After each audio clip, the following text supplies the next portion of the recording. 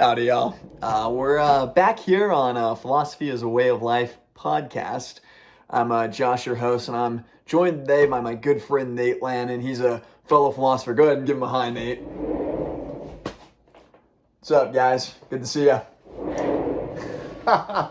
Classic Nate, man. Hey, but anyway, Nate, I got a couple questions here on the ballot. We're just going to go ahead and get through them. Just want to figure out what kind of a philosopher you are and, how you incorporate your philosophy in your daily life. So let's get right to it. It sounds good, Josh. Let's get right to it.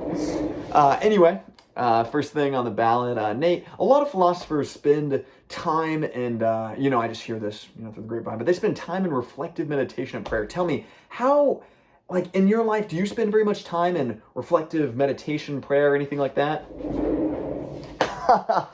Funny that you mentioned that, Josh. I actually, this past week, I've been spending about 31 minutes every single day in reflective meditation. Wow, 31 minutes, Nate. That's a oddly specific number. Is there a reason why?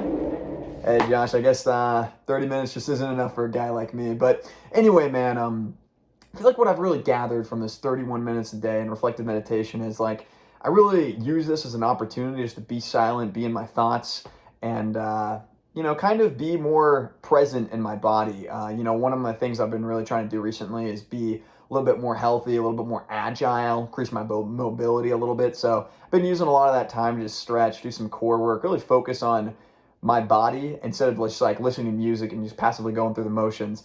And at the last 10 minutes of every single session, I usually just sit back and I reflect on, what do I need to get done for the day?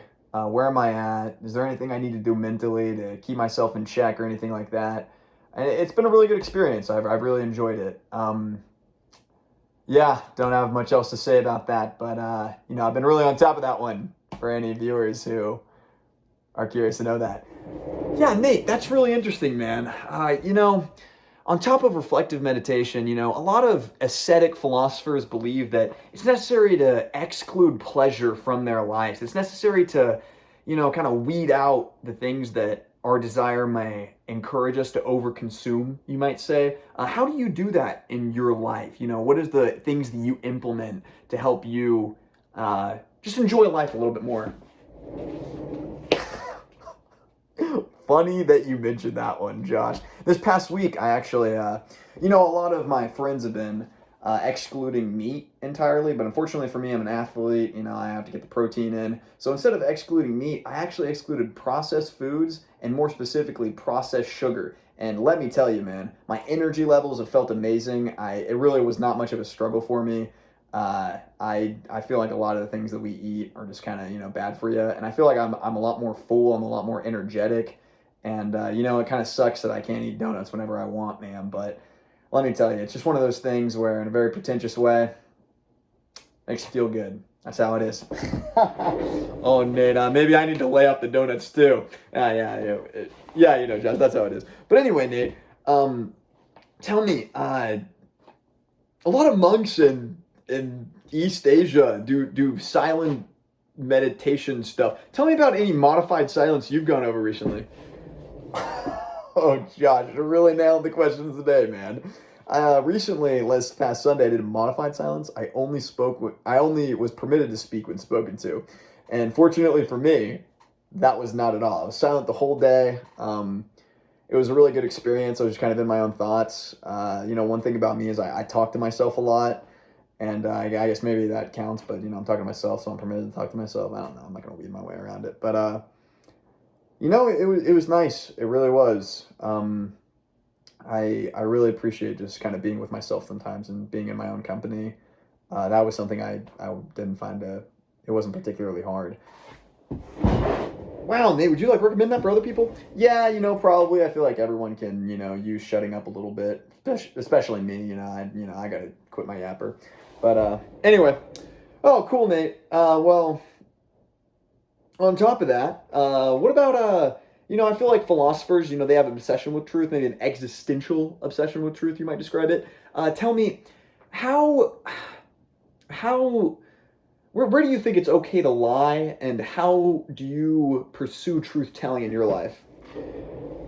Well, Josh, man, I think telling the truth is pretty important. No, in all seriousness, I don't know. I will say it's kind of hard for me.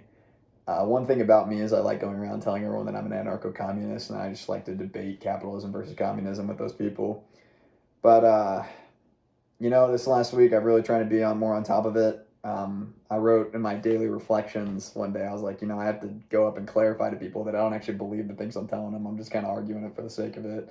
And everyone's like, "Oh, how characteristic of a philosophy major." But it's one of those things I have to clarify. Yeah, I'm not actually a communist. I actually just think it's funny that you can't defend yourself. And yeah, I would say other than those little micro lies that I tell, I think I'm pretty on top of the big stuff. But one thing that's really hard is like sometimes you just don't know like what truth is, or how to express it in a way that really gets the sentiment that you're trying to get across. There was a couple times this past week where I felt that I like there was a truth.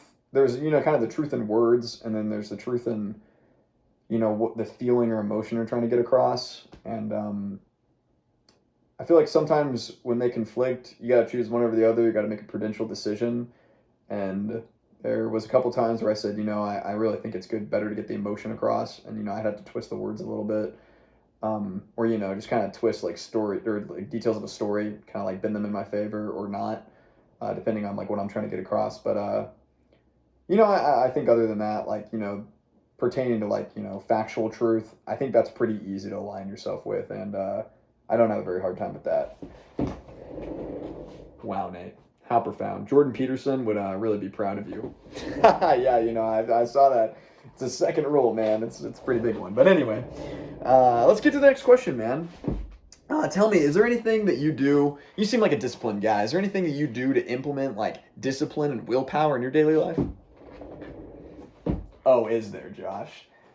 This last week, I did a couple things. I had two optional ones. I could either play guitar for 18 minutes a day, or I could draw one picture. Those are my two optional ones. And then the hard one that I had a really difficult time with was I tried to do 10 sets of like push-ups or sit-ups or some kind of exercise on the hour every hour for the first for at least 10 to 12 hours a day.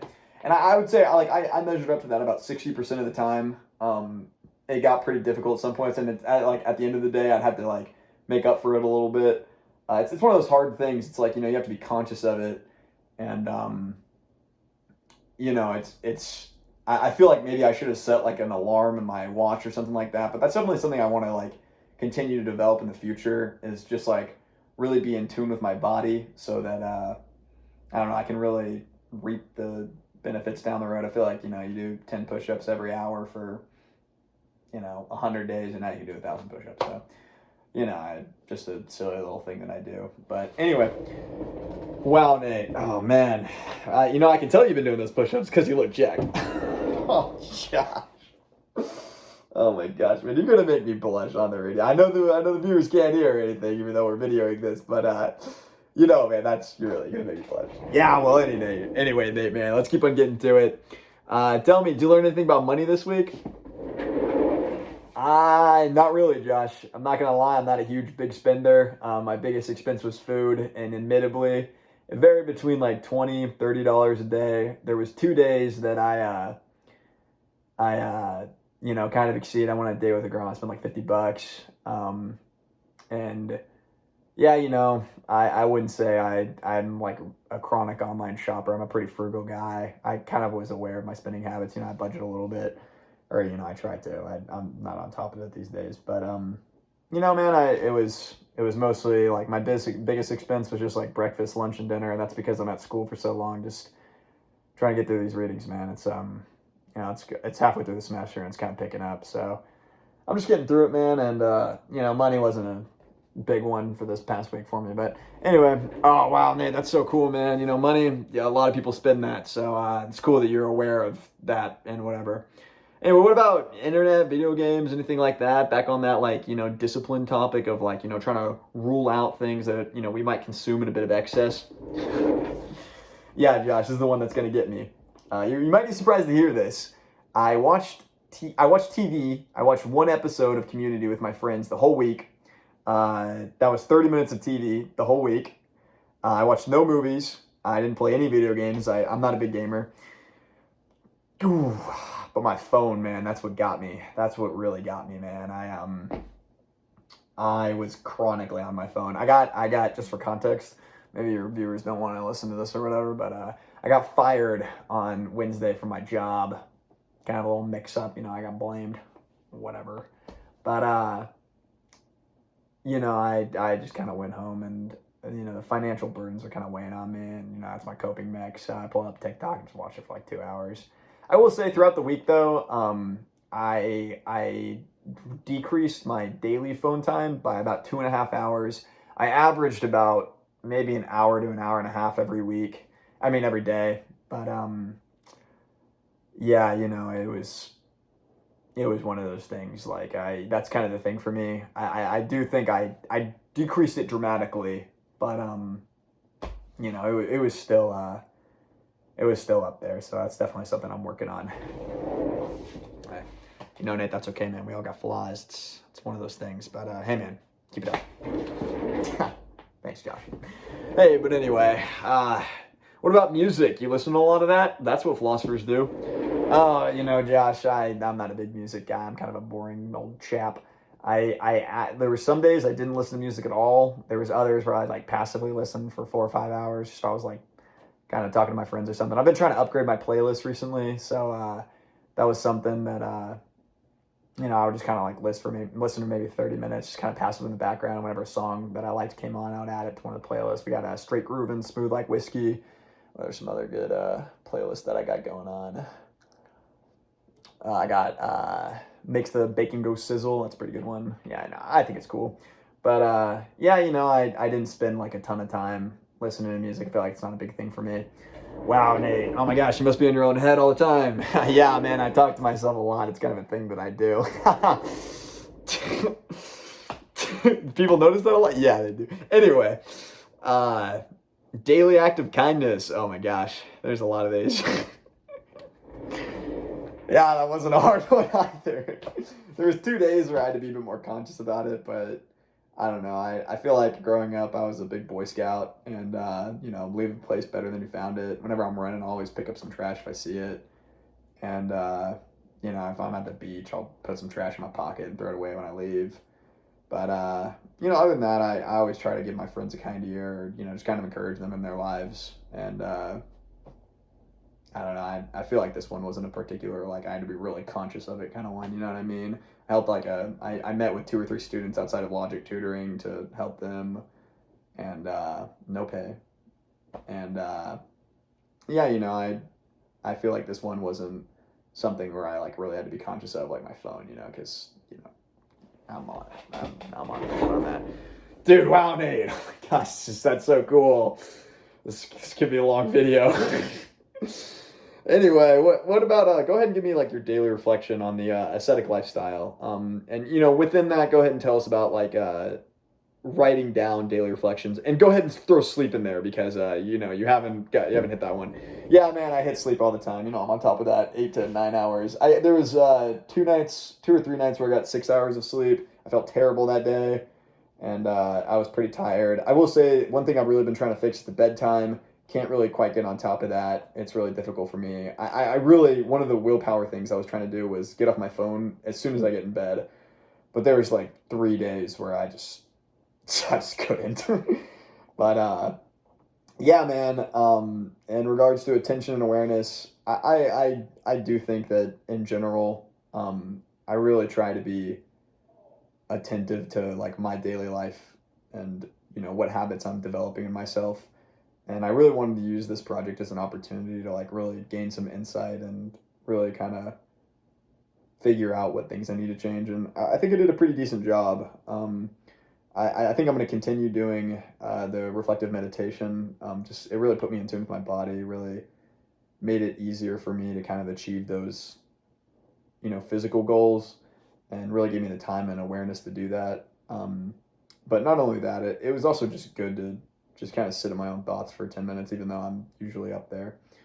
But yeah, I really do. I think even before this project, I really valued the ascetic lifestyle. I really I really don't think overconsumption is a good thing, and I've been trying to kind of check my phone habit. I feel like it's the one big thing for me is, I don't really do drugs or anything, and I don't really have a difficult time with that, but like I just can stare at my phone and absorb content for hours, and like I have a real just enjoyment and guilty pleasure for just watching those cringe things online. So yeah, that's always a difficulty for me. But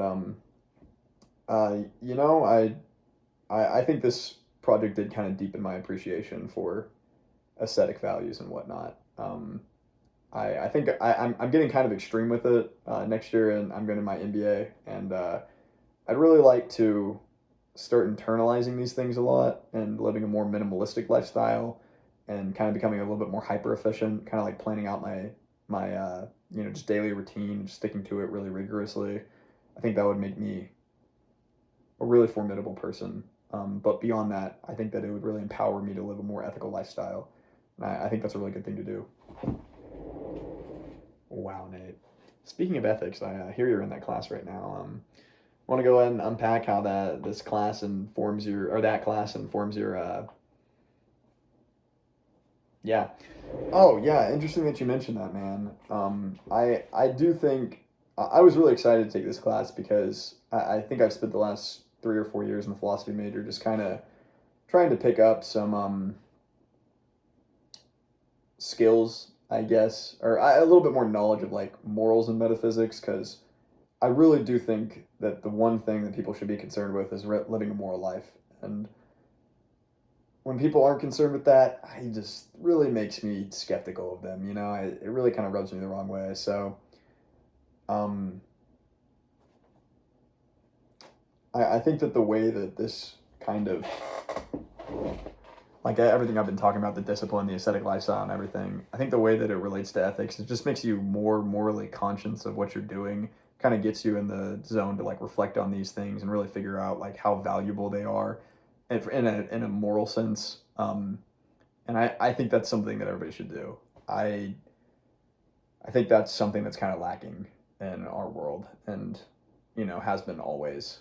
It's really easy to just kind of get lost in your own perspective and whatnot, and I certainly struggle with it, and I really appreciate just kind of putting these kind of structures in my life, and or putting these structures in my life that point me towards living a life that I value, and I appreciate these kind of opportunities.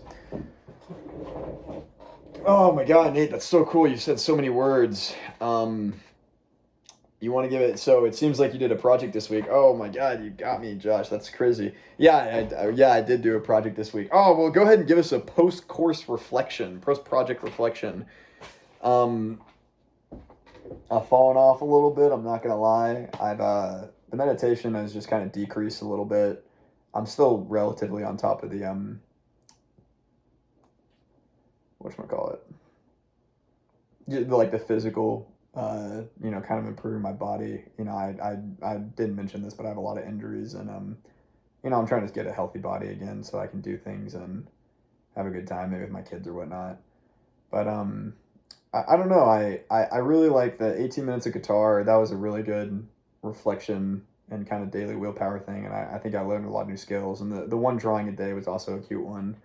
I really enjoyed making like silly little comics and whatnot. But I would say it's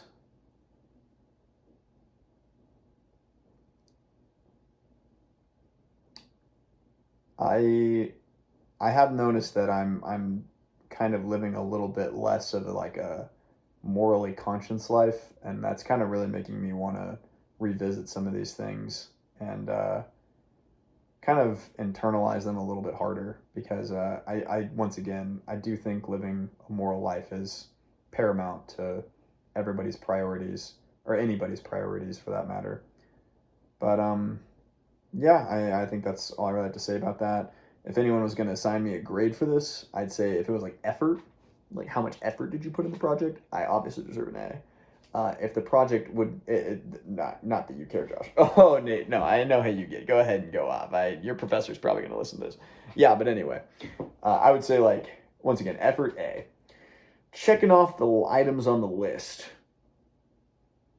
probably like a B plus.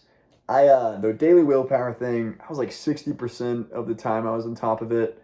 It was kind of hard just to be conscious. Like I said, I think I maybe should have like set a little reminder on my watch. I don't know, everything else, the food, the sleep, uh, just all those things. I was pretty on top of those, and I usually am. I'm trying to think of. Oh, my phone. Dude, I just couldn't get off. For the record, I got it down like 40 to 60%. I can't remember the exact amount. It was like 50 to 60%. So I think that's pretty impressive turnaround for 1 week. I just wake up and I'm like, oh yeah, I'm not gonna get on my phone anymore. But yeah, so I think I deserve an A. If it's like a matter of like, did you check off all the boxes every day? 85, 90. I would agree to whatever grade you give me. So, not that your viewer. Yeah, okay, I'm done doing the bit. Anyway, this was fun. Thank you, Professor.